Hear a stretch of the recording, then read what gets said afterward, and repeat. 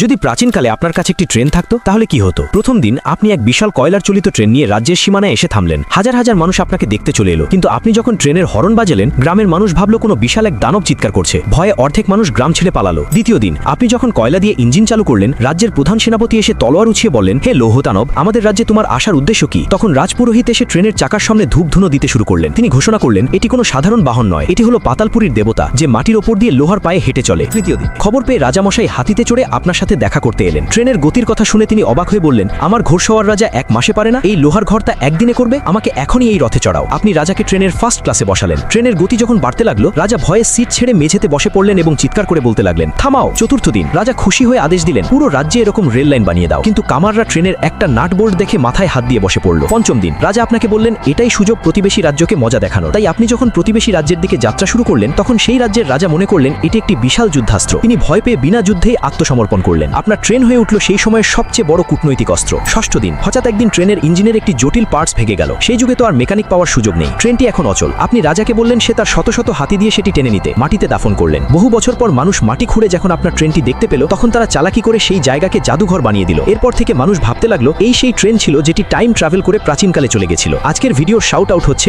অমর ফারুক। তুমিও যদি চাও নেক্সট ভিডিওতে আমি তোমার নাম নিব, তাহলে অবশ্যই ভিডিওটিতে লাইক করে এবং চ্যানেলটিকে সাবস্ক্রাইব করে কমেন্ট বক্সে তোমার নামটি লিখে যাও।